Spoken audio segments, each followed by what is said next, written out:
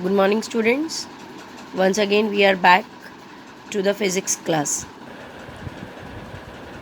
In this video, we are going to learn about the image formation from the spherical mirrors.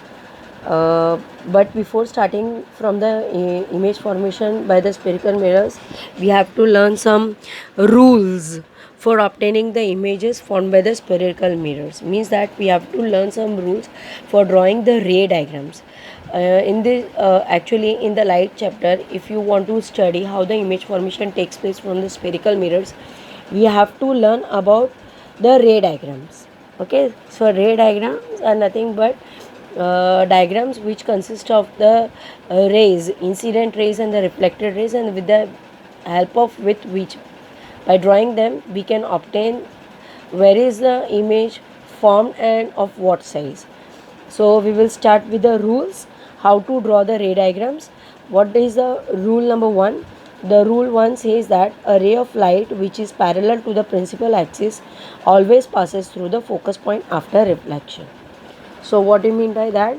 Let us see over here. This is a concave mirror and this is a convex mirror. Already I have said, in the case of concave mirror, the center of curvature and the focal point is present in front of the mirror, and whereas in the case of convex mirror, the focus point and the center of curvature is present behind the mirror. So now suppose the object is in front of the mirror. Always remember that when we are placing any object, the object is placed always to the left side of the mirror. Suppose this we draw a imaginary line, a straight line, then this is left side and this is right side of the mirror. So when any object is placed, it is always placed on the left side of the mirror. So the rays of the light are coming from an object, and these rays, if are parallel to the principal axis, this is the principal axis, the rays coming from the object, if those are parallel to the principal axis, then after reflection they will pass through the focal point. This is our first rule. And in the case of convex mirror, as they cannot pass through the focal point, but after reflection, this incident ray after reflection, when becomes reflected ray, it will diverge, and when we extend this ray behind the mirror, you will find that it appears to meet at focal point.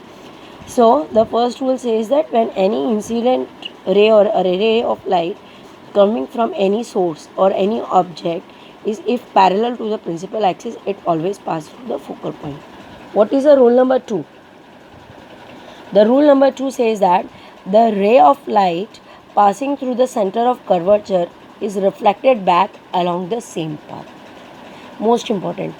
Now what do you mean by that? This is a principal axis, right? And this is center of curvature. If any line, a ray of light, is passing through this center of curvature like this, then it will always reflect back in the same direction. If suppose a ray of light is coming like this, then it will be reflected in the same direction. It also happens same in the convex mirror.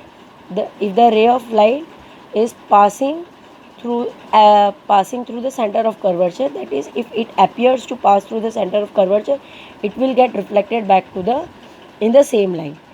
Why is it so? Now already in the previous video we saw that if any line is passing through the center of curvature, that is principal axis, always meets at 90 degree. There is a rule that if any line which is passing through the center of curvature always meets at the spherical part at 90 degree. So if this ray is incident at 90 degree, then the angle between the normal is also 90 degree, the incident ray is also 90 degree. So the angle between normal and the incident ray will be 0. So what will be the angle between reflected ray and the normal? Obviously, so angle of reflection will also be 0. So reflected ray will also direct in the same path. This is how this is why the ray of light which is passing through the center of curvature always get reflected back in the same path. What is the rule number 3? The rule number 3 is nothing but vice versa of the first one, the ray of light passing through the ray of light which is parallel to the principal axis always pass through the focus point. The third rule is opposite to this. Any ray of light which is passing through the focus point is parallel to the principal axis. A ray of light passing through focus point F is always parallel to the principal axis. Means that if any incident ray is passing through the focus point, from this focus point and getting incident on the spherical mirror, it will, after reflection, it will always travel parallelly to the principal axis. Same for the convex mirror. If it appears to pass through the focus point, it will reflect parallelly to the principal axis. What is the rule number 4? The rule number 4 says that a ray of light falling on the pole gets reflected with the same angle on the other side of the principal axis. That is, angle of incidence is always equal to angle of reflection. The ray of light which is incident on the pole get reflected back on the other side of the principal axis. This is the principal axis and this is the incident ray on this part, on this side. Then if this incident ray is meeting at pole, then after reflection this incident ray will get reflected on the other side, and this angle of incidence and angle of reflection will always be equal. Same it happens for the convex. If any incident ray is incidented at, if it is meeting at pole, then it will reflect with the same angle on the opposite side of the principal axis. Now we will study about the formation, how the formation of image takes place by the spherical mirrors. Now before starting with the formation of image formation of image by the spherical mirrors, we should keep it in mind that always an image is formed when two or more rays meet at a point. It means that image can only be formed, suppose this is an object, then the image of this object will only be formed only after reflection, when two or more than two rays meet at a point, then only we will able to get an image. So how does the image formation takes place from the concave mirror and how does it takes place from the convex mirror, we will learn here. We will learn the image formation of any object with respect to its position. We'll take the position of the image. Here we are going to start with the image of an object of size arrow.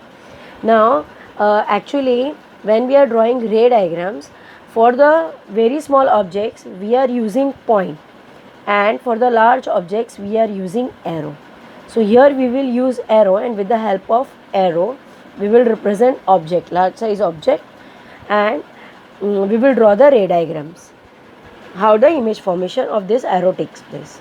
So we will start the position of this object at the different places and where the image formation takes place, at which point and what size.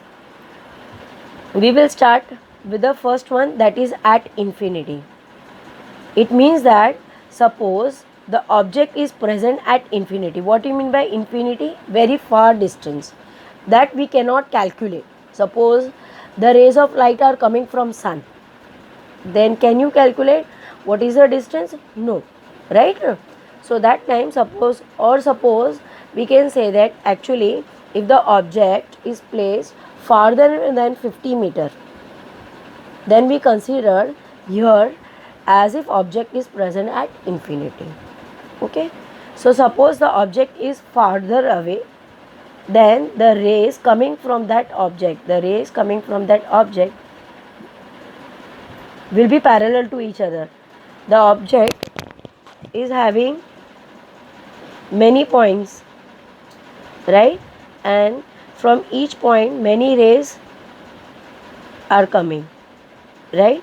We will consider two or more rays only to find out where the image formation takes place. Now Suppose the rays are coming from this object. As these rays are parallel to the principal axis, after reflection, according to the first law, they will meet at focus, right?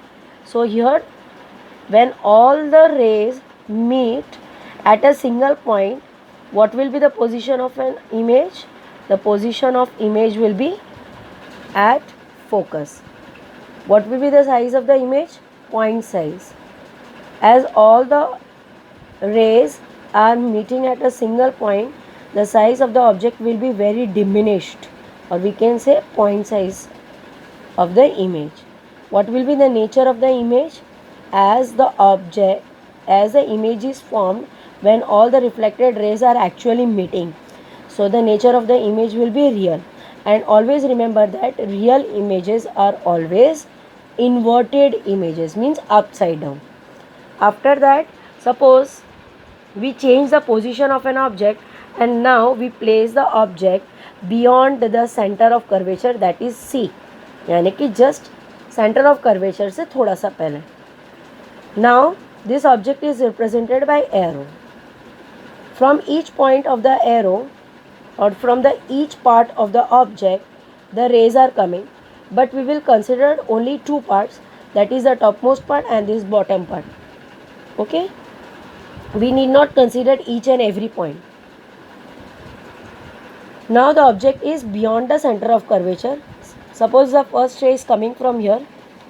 The ray is parallel to the principal axis. This is the principal axis, and the ray is parallel, so it will definitely after reflection pass through the focal point.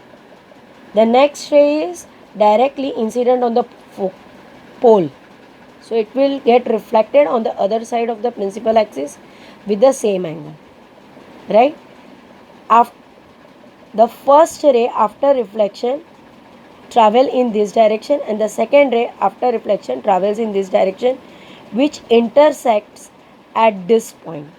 So we got the reflection of this point here, right?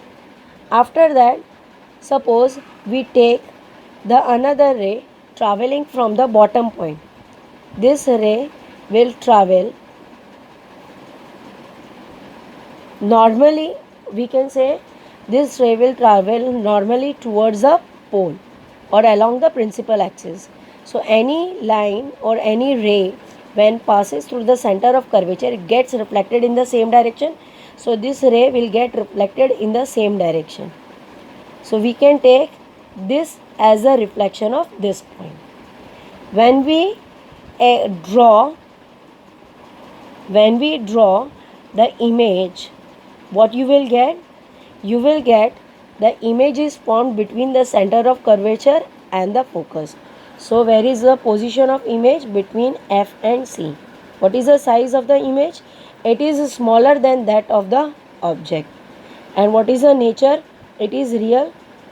Real means the image is actually forming after the reflection of when the reflected rays are actually meeting. And the real images, and this, see the image is inverted, right? After that we will learn the next ray diagram. Here the object is present at center of curvature. See, this is the object represented by AB. Now the first ray is coming from here, traveling parallel to the principal axis. Obviously it passed through the focal point. Next, the second ray is coming again from the head part and passing through the focus point. If any ray is passing through the focus point, it will travel parallelly to the principal axis, right? So after reflection, the first ray, the reflected ray 1 and the reflected ray 2 meets here. So we get the reflection of the head part over here. Now this is the bottom part. Okay, the ray traveling from this part meets at a pole and travel through the principal axis or through the center of curvature, so it will travel back in the same direction. So we can say this is a reflection of the bottom part. So when we draw or when we draw a line meeting from this point to this point, what we will get? We will get that if the object is present at center of curvature, then the image of the object will also be formed at the center of curvature, that is at C, and the size of the object will be same as the size of the image will be the size as same as the size of the object. And what will be the nature? Obviously real and inverted. After that, the next position is, if suppose the object is placed between the center of curvature and the focus point, suppose here anywhere. Okay, now the first ray will travel parallelly again to the principal axis and pass through the focus point. The second ray coming from the head part meets at a pole and get reflected with the same angle opposed on the other side of the principal axis. This is the principal axis, on the other side of the principal axis. Now you can find that this both the rays are converging rays, and these rays meet at this point. So we get the head part, the reflection of this point of an object here. Again, the ray from point B will travel that through the principal axis and get reflected in the same direction. So we will get the point somewhere else here. So when we extend and draw a line from point A dash to B dash, we will get an image of the object AB. So where is the position of the image? The position of the image is beyond C, यानी कि C से पहले. And what is the size of the image? Yes, you can find the image is enlarged, that is bigger than the size of the object. And what is the nature? Real and inverted. Now the next is, suppose the object is shifted on the focal point. Again, the ray is coming from the head part parallel to the principal axis, passes through the focus point. First ray, second ray meets at pole and get reflected back. The third ray coming from point B and get reflected back in the same direction as it is passing from the center of curvature. Now you can find that the reflected ray 1 and the reflected ray 2 both are parallel. When we extend these rays, you will find that these rays will continue to extend and you will find the image formation at infinity. So the position of the image is at infinity, and the image size will be highly enlarged. When these rays will diverge like this to more and more distance, you will find that image size of the image is highly enlarged, and the nature of the image is really real and inverted. Now the last and the most important ray diagram is when the object is placed between the focus point and the pole. Now what happens, this is only the single case when already in the previous video I have said that when the image formation takes place from the concave mirror, the object image is always real image. But here when the object is placed between the focus point and the pole, the image is always virtual. So you can consider this as a special case. For this you can remember some important term, like you can refer it for some hero names, like, or you can give it special case for you. Suppose I consider it as a tiger. So tiger for me is a special case.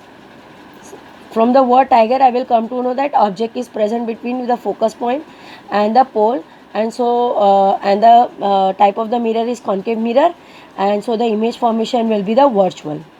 So what happens in this case, when the object is present between the focus point and the pole, the ray coming from the this part get reflected at the focus point. The second ray passes through the get incident on the pole, and get reflected back here. The second ray passing through the center of curvature get reflected back here. Now these both rays are the diverging rays. They will never meet, right? So what we will do, we will extend these rays behind the mirror, which will meet somewhere here, and this ray we will meet here. When we will draw A dash and B dash, what we will get? We will get the enlarged image of the object which is present in front of the mirror, and the image will be present behind the mirror. So when any image is present behind the mirror, it is always virtual image, and this is not inverted image, this is erect image. So when the object is present between the focus point and pole, then the image formation takes place behind the mirror. The image is enlarged and the nature is virtual and erect. Now we will learn the ray diagrams for the convex mirror. For the convex mirror, we have only two cases. First is when the object is placed at infinity, and another one is when the object is placed anywhere between infinity and the pole. Now we will see first one, that is when the object is placed at infinity. Suppose the object is placed at very far distance, then the parallel rays will come. This ray of light are parallel to the principal axis, will get reflected back and appears to meet at a focus. So what will be the position of image at focus, that is behind the mirror? What will be the size, point size, and what will be the nature of the image if the reflected rays appears to meet? Means that the image formed will be the virtual image, and it will be always, remember that virtual images are always erect images. Okay. After that, next is when the object is present anywhere between the infinity and pole. Now suppose the object is placed anywhere between infinity and pole. Suppose the object is present at any finite distance. If it is present anywhere, then where we will get the image? Suppose the object is present as here, object is present here, object is present here, or object is present here. The parallel ray from this part will get reflected and appears to meet at focal point. The second ray meets at pole and get reflected back on the other side of principal axis, right? When we extend these rays, what we will get? We will get the intersection point over here. So we can draw the image like this, A dash and B dash. This image is smaller than that of the size of the object, right? So what we can say, when any object is present between the infinity and the pole, always the image formation takes place between the pole and the focus point. If you try to shift the object anywhere, you will always find the image formation takes place between the pole and the focus point. After that, the size of the image is very small as compared to the size of the object, and the nature of the image is, it is virtual and it is erect. Now we will learn about the uses of spherical mirrors. As already said, two mirrors, concave mirror and convex mirrors. Concave mirrors.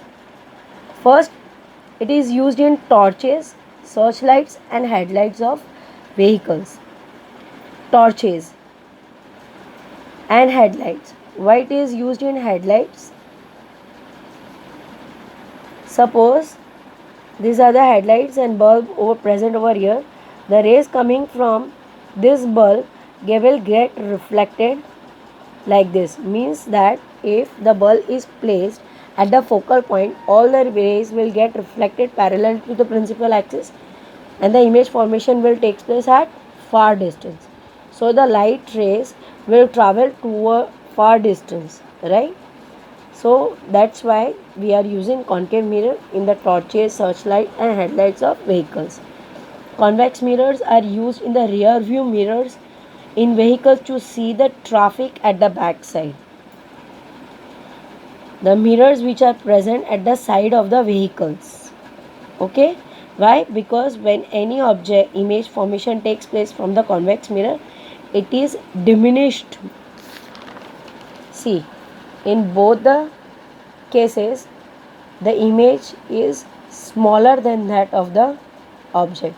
So as to view the whole image of the object, a whole object, we use convex mirrors. The second use, it is used for the makeup mirrors to magnify any part of the face, used by the dentist to see the large image of the teeth, used to see large image of the face as a shaving mirror so that each and every hair can be properly removed. Metal dishes are used in the dish antennas. You have seen the metal dishes are there like this. Okay, used by doctors as head mirrors present on their heads to concentrate light coming from the lamp on the certain body part. And the large concave mirrors are used in the field of solar energy to focus sun rays. एक solar energy is the energy of the sun. The rays coming from the sun are converged by the large concave mirrors to a particular point where the solar heaters are present, in which any metal can be melted. The use of convex mirrors, big convex mirrors are used by the shop security mirrors in the shop, where the shopkeepers can keep eye on the thieves and shoplifters. After that, reflector in the street lamps so as to diverge the light over a large area. So this was all about the spherical mirrors, concave and convex mirror, how the image formation takes place from the concave and convex mirrors, and what are their uses. In the next lecture, we will learn about sign convention, which will help you for solving numericals. Stay home, stay safe. Jai Swaminarayan.